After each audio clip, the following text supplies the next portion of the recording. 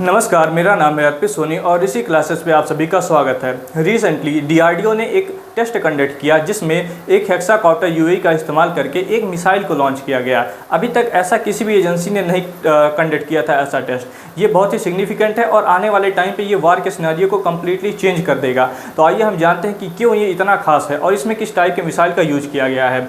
इसका नाम है ULPGM-V3 इसमें इस मिसाइल का वेरिएंट है। इसके बारे में देखते हैं। The ULPGM-V3 is a part of new class air to ground missile intender, यानी कि इसमें जो मिसाइल का यूज किया गया है वो एयर टू ग्राउंड अटैक करेगा। ये हवा में जाके ज़मीन पे मार करेगा। Precision strike from the drones also referred as the ULMER का मतलब unmanned launch munition extended range. Unmanned का मतलब यूएवी से लगाया जाता है, unmanned launch munition extended range. The missile was first showcased at aero India 2025 air show held in Bengaluru. तो इस मिसाइल को सबसे पहले शोकेस किया गया था एरो इंडिया शो में और इसके बाद आज इसको बढ़िया से टेस्ट कर दिया गया है। आइए इसके बारे में और जानते हैं। देखिए ये वो हेक्साकॉप्टर है। इस हेक्साकॉप्टर में यानी कि इस हेक्साकॉप्टर ड्रोन में इस मिसाइल को लगा के और फायर कर दिया। इसमें क्या किया गया कि सबसे पहले इस हेक्साकॉप्टर में इस मिसाइल को अटैच कर दिया गया और फिर जब ये ऊपर गया आसमान में अपने टारगेट को लॉक किया और फिर रिमोटली इसको फायर कर दिया गया और ये सीधा अपने टारगेट पर जाके लगा। इसका प्रिसीजन, इसका स्ट्राइक प्रिसीजन बहुत ही एक्यूरेट था और ये ना सिर्फ स्टैटिक मोशन को, स्टैटिक ऑब्जेक्ट को हिट कर सकता है, बल्कि अगर कोई ऑब्जेक्ट मोशन में है यानी कि चल रहा है उसको भी ये अटैक कर सकता है। इसकी ये खास बात है। आगे हम इसके बारे में देखते हैं। The V3 variant features a passive homing imaging infrared Sikar. Passive homing imaging infrared Sikar इसका मतलब ये इमेजिंग इंफ्रारेड यानी कि अपने ऑब्जेक्ट का इमेज कैप्चर करके और उसके पीछे लग जाता है और उसको डिस्ट्रॉय कर देता है। Fire and forget targeting boot day and night. Fire and forget इसका मतलब ये है कि जब एक बार आप मिसाइल को फायर कर दिए अब आप इसको भूल जाइए, अब ये अपने टारगेट पे जाके लग जाएगा। अब आप इसके डायरेक्शन को चेंज नहीं कर सकते, बस इसके साथ कम्युनिकेट कर सकते हैं लेकिन इसके डायरेक्शन को चेंज नहीं कर सकते, इसलिए हम इसको फायर एंड फॉरगेट टारगेटिंग कहते हैं। The 12.5 kilogram missile is powered by a small dual thrust solid propulsor system.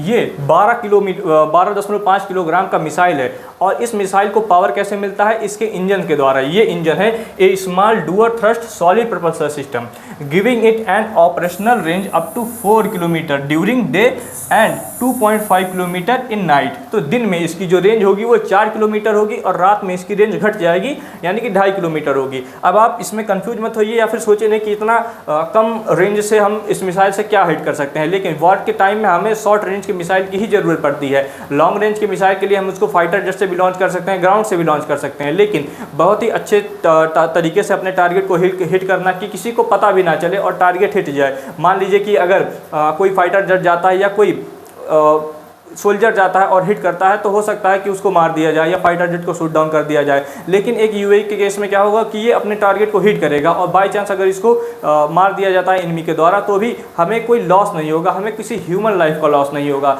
War time में सबसे ज़्यादा यही कंसर्निंग बात होती है कि कोई ह्यूमन लाइफ का लॉस ना हो, क्योंकि कोई भी इक्विपमेंट का लॉस होता है तो हम उसको फिर से बना सकते हैं, लेकिन ह्यूमन लाइफ का लॉस हुआ तो फिर वो सबसे ज़्यादा फैटल होता है हमारे लिए। The munition can carry multiple type of warhead and is capable of engaging both static and moving target. जैसा मैंने आपको बताया ये इंगेज कर सकता है स्टैटिक और मूविंग दोनों टारगेट को।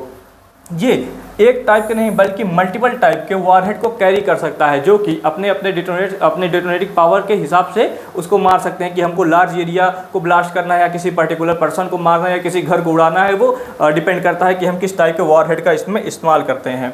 आगे हम इसके बारे में देखते हैं। This version marks significant upgrade over earlier interaction V1 and V2। जैसा कि मैंने आपको बताया कि सबसे पहले V1 और मिसाइल को बनाया गया और ये V3 मिसाइल जो यूज किया गया है इस टेस्ट में वो इन्हीं का अपग्रेडेड वर्जन है। और इसमें क्या क्या अपग्रेड किया गया है? The booth capability and range दोनों को अपग्रेड किया गया है। Improvement includes secret technology, guidance system and overall performance. DRDO has lead design and development of the system. इस सिस्टम को कौन डेवलप किया, इसका डिजाइन कौन बनाया है? ये DRDO बनाया है। DRDO जिसे हम defence research and development organisation भी कहते हैं, इसने बनाया है। And while Adani Defense and Bharat Dynamic Limited are serving as key manufacturing partners इसको डिज़ाइन और डेवलप तो किया है DRDO, लेकिन इसका मैन्युफैक्चरिंग कौन कर रहा है? वो अडानी डिफेंस और भारत डायनामिक लिमिटेड दोनों मिलकर कर रहे हैं। A DRDO secured hexacopter UAV was used as the launch platform. मैंने जैसे आपको बताया ये जो UAV था, जो हेक्साकॉप्टर था, हेक्साकॉप्टर मतलब इसके पंख से पता लगाया जाता है कि ये किस टाइप का है, इसलिए इसको नाम दिया गया hexacopter UAV was used as the launch platform during the recent flight trials. तो आई थिंक आपको ये सारी इन्फॉर्मेशन अच्छे से समझ में आई होगी। अगर आपको कोई भी डाउट है तो आप कमेंट करके जरूर पूछिए, आपको इसका रिप्लाई दिया जाएगा। आपसे मिलती है नेक्स्ट वीडियो में, तब तक के लिए जय हिंद।